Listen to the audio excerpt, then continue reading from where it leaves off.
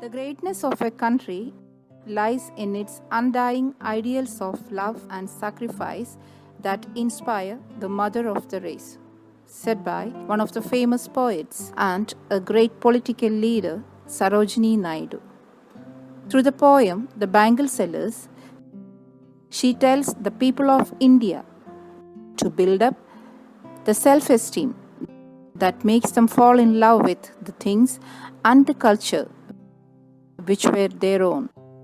Sarojini Naidu was a great freedom fighter and a prominent poet of modern India. She is also known as the Nightingale of India. She composed poetry in which swift thoughts and strong emotions sprang into lyrics by themselves. She has given expressions to the joy and sorrow of life. She was so sensitive to the beauty of living things. The Bangle Sellers is a poem exploring the life of Indian women, the Indian culture, and traditions revolving around women. It is an expression of different stages in a woman's life in traditional Indian society. The entire concept of making a connection between different color bangles and their role in imparting happiness to young brides, wives, and mothers is rooted in Indian culture. The bangles they wear have symbolic and religious importance, and the different colors represent the various stages in their life. It is a lyrical poem written in the style of a folk song that glorifies the ideal Indian woman. The poem revolves around bangles, which is an important ornament for women in Indian society. In the poem, the bangle sellers are at the temple fair and they shout out to the people passing by to have a look at their bangles.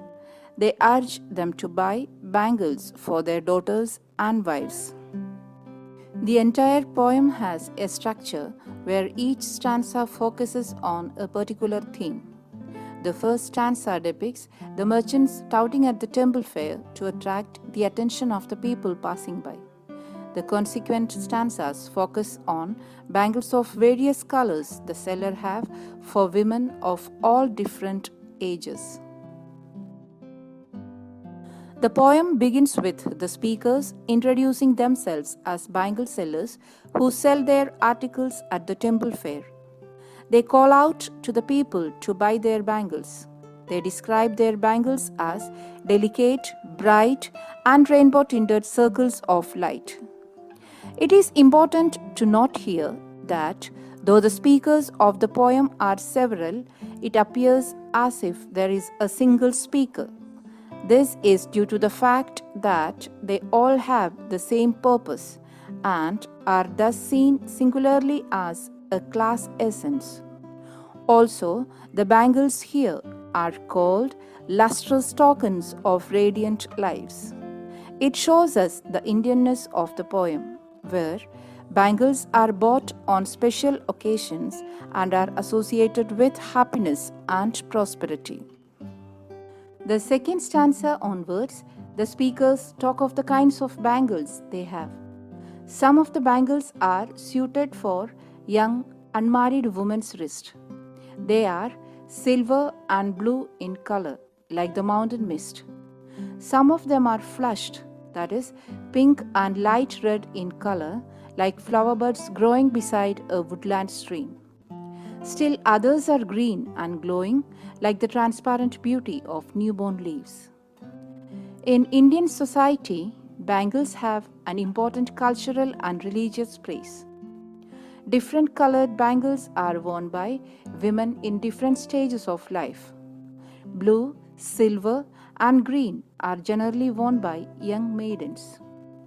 Buds that dreams present before us an image of young girls with full of dreams in their eyes. In this stanza, the poet presents the stage of youth in a woman's life.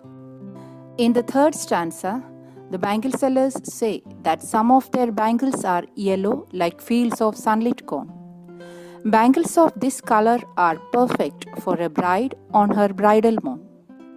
Some of the bangles they have are bright red. They represent the flame of a newly wedded bride's marriage fire.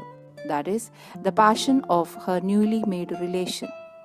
The red bangles also stand for her heart's desires. The bangles are tingling, luminous, tender, and clear. They express both her joy of starting a new life with her husband and the sorrow of leaving her parents behind. What we find striking is the use of the words bridal laughter and bridal tears. These words convey the whole of a woman's transition in life from a maiden to a wife and all the emotions attached with it in a single line. This stanza marks the transition of life from a maiden to a wife. In the final stanza of the poem, the speakers continue to advertise their bangles. They shout that some of their bangles are purple and gold-flecked grey. These are suited for a middle-aged woman who has journeyed through life.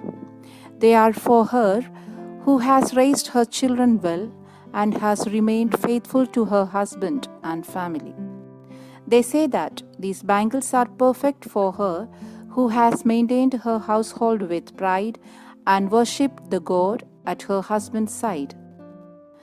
In this stanza, the poet writes down what she perceives as the qualities of a good wife. Such a woman is truly deserving of the purple and gold-flecked grey bangles. Here, we should pay attention to the word sons, used to mean offspring. While it could be a happy coincidence, it could also suggest the ingrained attitude of male preference in the society of Sarojini Naidu's times. We can conclude that the poem is a celebration of the female life. It shows us the various stages of a woman's life and attempts to represent the Indian culture and the role of bangle sellers in the traditional setup. This poem was written in the pre-independence era when India was under colonial rule. Sarojini Naidu was not only a poet but also a freedom fighter whose role as a leader of the masses was not just to enthuse within them the zeal to drive out the British from India, but also to build up their self-esteem, to make them fall in love with things and culture which were their own. The different colors of the shining glasses not only makes it a sight of beauty, but also a representation of what India truly is, diverse yet one.